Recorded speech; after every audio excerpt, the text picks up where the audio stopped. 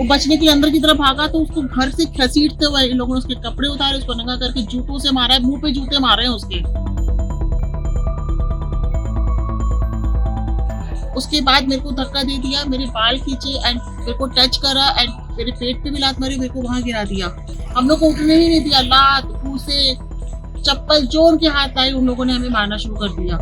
उसके बाद मैंने पीछे मुड़ के देखा तो मेरे हस्बैंड को खींचते हुए लेके जा रहे थे नीचे और पिंटू ने बोला कि इसको रॉड से मारेंगे, इसके हाथ पैर तोड़ देंगे और कोई कुछ नहीं कर सकता, कोई जेल नहीं जाएगा, मैं देख लूंगा, हमारी बहुत अप्रोच है। राजधानी दिल्ली में दबंगई गुंडई की हदें पार करने वाला एक ऐसा मामला सामने आया है जिसको सुनकर आपके भी रोंगटे खड़े हो जाएंगे। मेरी मौजूदगी दिल्ली के लक्ष्मी नगर इलाके में है, जहां बीती 2 जनवरी को एक पिता और पुत्र को नग्न अवस्था में नंगा कर बेरहमी से पीटा गया। अब आपको पूरा मामला समझाते हैं। 2 जनवरी को यहां पर लक्ष्मी नगर की इसी सड़क से एक थार गाड़ी में दबंग सवार पहुंचते हैं 5 से 6 की संख्या में, और जिनका ये घर है उनकी मैं बात करूं, राजेश गर्ग अपनी पत्नी के साथ यहीं पर खड़े थे। अचानक से थार गाड़ी आती है, उनको टक्कर मारने की कोशिश की जाती है, जिसके बाद थार गाड़ी इसी जाकर रेलिंग में लगती है और रेलिंग भी क्षतिग्रस्त हो जाती है। जान से मारने के इरादे से सीधा उन्होंने आकर अपनी थार गाड़ी को राजेश गर्ग में के सीधा अंदर बैंक कर दिया, जिसके बाद वो यहाँ पर गिर गए। थार से उतरे 5 दबंग और उनको बेरहमी से पीटना शुरू कर दिया।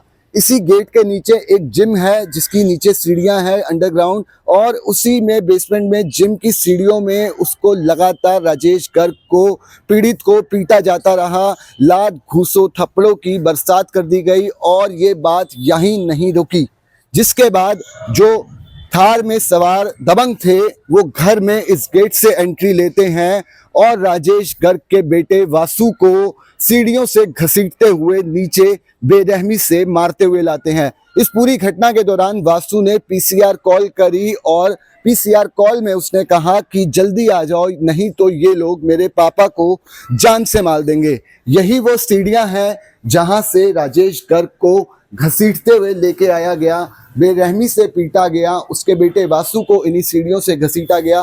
बता रहे वासु 1 घंटे तक पीसीआर पे कॉल करता रहा, लोकल थाने में पीसीआर में 112 पे, लेकिन पुलिस, उसका आरोप है, 1 घंटे तक नहीं पहुंची। जिसके बाद पूरी घटना जब चल रही थी, पुलिस का एक जवान सीसीटीवी में दिखाई देता है। पूरे मामले के सीसीटीवी ने खलबली मचा दी है और वो लगातार वायरल हो रहा है, जिसमें पिता और पुत्र को बेरहमी से पीटा जा रहा है। और सीसीटीवी में आपको एक पुलिस वाला भी दिखेगा जो कि नग्न अवस्था में जब उनको कर दिया गया राजेश गर्ग को, तो जो कपड़े गिरे हुए थे उसको उठाकर देता हुआ दिखाई दे रहा है।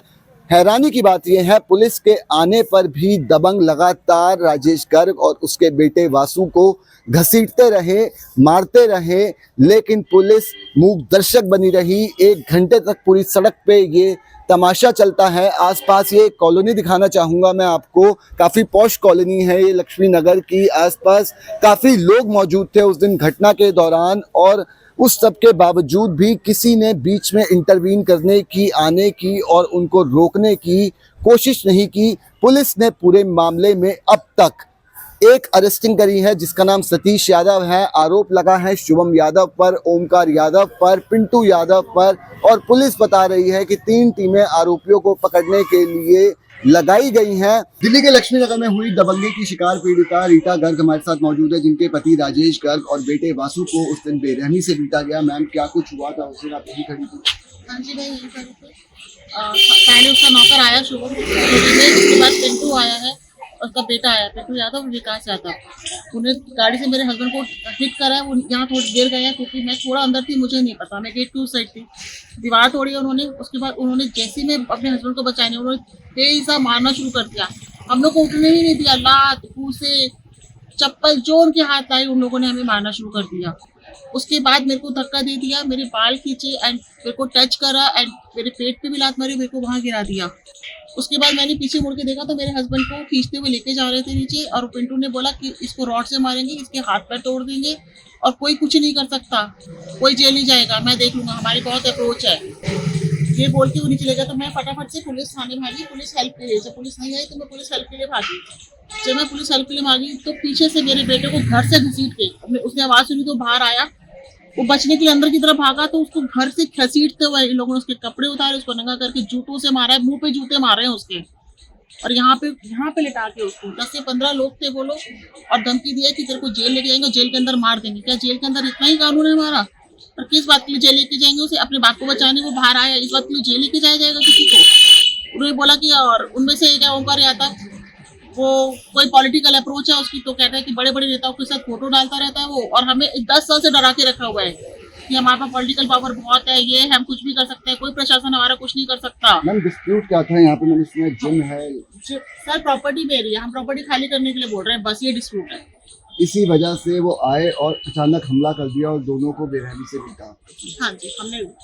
मैम अब दिल्ली के लॉ एंड ऑर्डर के बारे में क्या कहना चाहिए? दिल्ली पुलिस से और यहाँ की सरकार से लॉ क्या एंड अपील? ऑर्डर ये है कि अगर ये कंप्लेंट हमारी पहले सुनवाई की जाती तो शायद आज हमारे साथ इतनी दर्दनाक वो हादसा नहीं होता, लेकिन नहीं सुनी गई ना सर, हम 7-8 महीने से ट्राई कर रहे हैं। मैम उनमें से एक आरोपी ने बेल के लिए अप्लाई किया है, आपका प्रशासन को लेकर क्या अपील है? देखिए सर, ऐसे लोगों की बेल तो नहीं होनी चाहिए, और पिंटू यादव ने भी बेल के लिए कहा है मेडिकल ग्राउंड पे। वो कहता है मुझे कैंसर है, 14 साल से जो बंदा कैंसर है वो जिंदा कैसे है? 14 साल से कैंसर है उसे। कैंसर पेशेंट यहाँ पे आके मारपीट कर रहा है। कैंसर पेशेंट, ये तो गवर्नमेंट या मेडिकल बताएगी ना, ये तो बड़े बड़े डॉक्टर्स हैं गवर्नमेंट के पास, वो जवाब देंगे ना कि 14 साल से कैंसर पेशेंट कैसे इतनी मारपीट कर सकता है, इतनी ताकत उसमें कहाँ से आई? आपके पति की हालत कैसी है? और मैंने सुना है पूरे इंसिडेंट के बाद वासु घर पे नहीं है क्या? वासु नहीं, मेरे तीनों बच्चे घर पे नहीं है सर, तीनों बच्चे ही मेरे घर पे नहीं है सर, वो लोग घर छोड़ के जा चुके हैं, मेरी अभी से कोई कांटेक्ट नहीं है। जी, तो आपने पीड़िता की आप बीती सुनी और अपील भी सुनी, किस तरीके से दिल्ली में सरेआम बीच सड़क घर से निकाल कर जानलेवा हमला किया जाता है, छेड़छाड़ की जाती है और मारपीट की जाती है। गलती सिर्फ ये थी कि यहाँ पर जो जिम चल रहा था उसको खाली करने के लिए बोला गया था, जिसके बाद ये पूरी दबंगई की हदें पार की गई। दिल्ली पुलिस ने आरोपियों को पकड़ने के लिए 3 टीमों का गठन किया है, लगातार तलाश की जा रही है। अभी तक पूरे मामले में एक आरोपी की अरेस्टिंग है जिसका नाम सतीश यादव है, और फरार आरोपी ओंकार यादव पॉलिटिकली कनेक्टेड भी बताया जा रहा है। बीजेपी के नेताओं के साथ उन्होंने सोशल मीडिया पर तस्वीरें भी डाली हैं, लेकिन दिल्ली पुलिस दावा कर रही है। अब से कुछ ही देर पहले हमारी दिल्ली पुलिस के अधिकारियों से बात हुई थी तो उन्होंने कहा था कि 3 टीमों का गठन किया गया है और आरोपियों को जल्द गिरफ्तार किया गया है।